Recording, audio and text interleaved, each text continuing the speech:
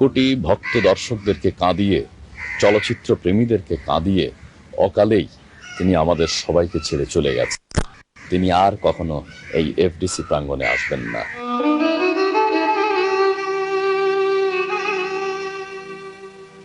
দেশীয় চলচ্চিত্রের শীর্ষ নায়ক মান্না আমাদের মাঝে নেই। দীর্ঘদিনের সহকর্মী এবং দেশের অগণিত ভক্ত দর্শকদের পোস্টলে সিক্ত করে চিরতরে চলে গেলেন পরপারে।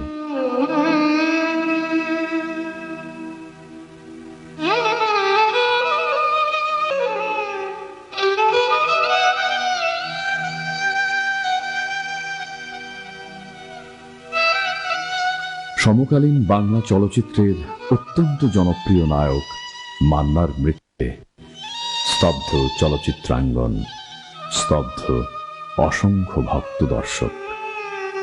চলচ্চিত্র জীবনে মান্না বহুবার মৃত্যু দৃশ্যে অভিনয় করেছেন।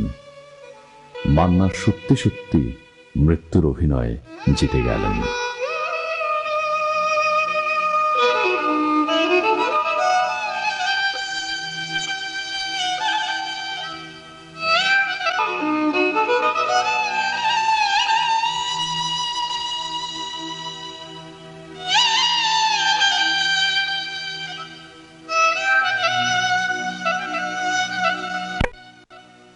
দেশের সকল ভক্ত দর্শকদের কাঁদিয়ে অকালেই ঝরে গেলেন এস.এম. আসলাম তালুকদার মান্না।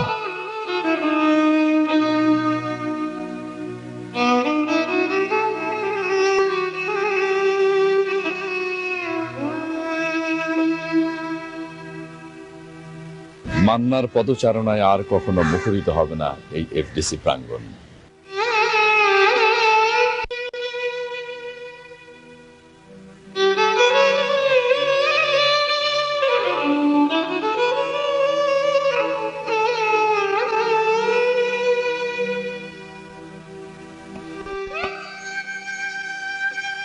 ছোটকালের থেকেই তার খুব ইচ্ছা ছিল আর্মি অফিসার হওয়া।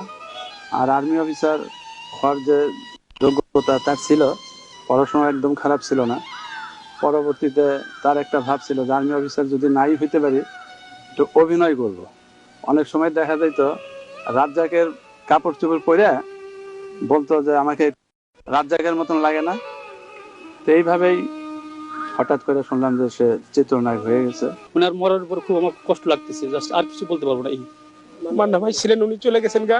ওনার জন্য রিক্সাওয়ালা, গরিব মিসকিন যারা প্রতিদিন মিসকিন আছেন, ওনারা একটা অনুষ্ঠান করবেন।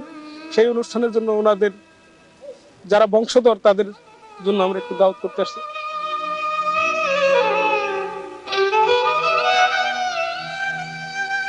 টাঙ্গাইল শহরের নিজস্ব বাড়ির এই ঘরটিতে থাকতেন মান্না। এই ঘরটিতে আমরা পেয়েছিলাম মান্নার ছোটবেলার এবং চলচ্চিত্র জীবনের বেশ কিছু ছবি।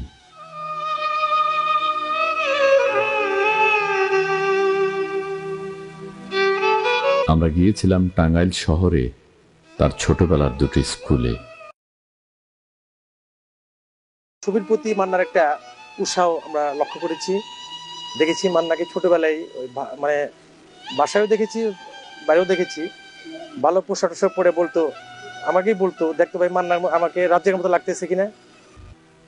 আর কখনো শুটিং শেষে এই বিছানায় ঘুমোতে আসবে না মান্না।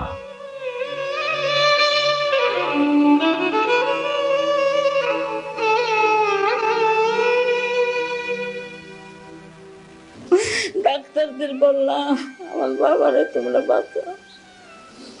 আমি আমার বাবাকে যাই মৃত্যু পাইলাম।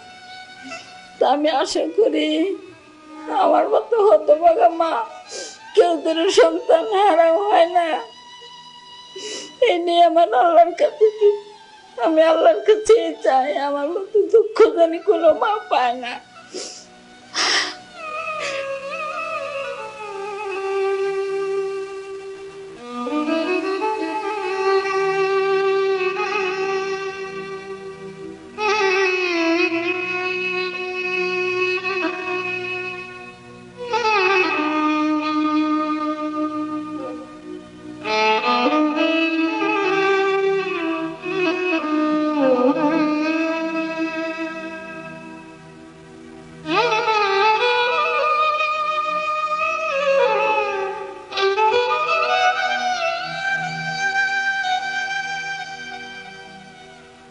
মান্না বেঁচে থাকবেন আমাদের মাঝে, লক্ষ কোটি দর্শকদের মাঝে, ভক্তদের মাঝে তার চলচ্চিত্রের মাধ্যমে।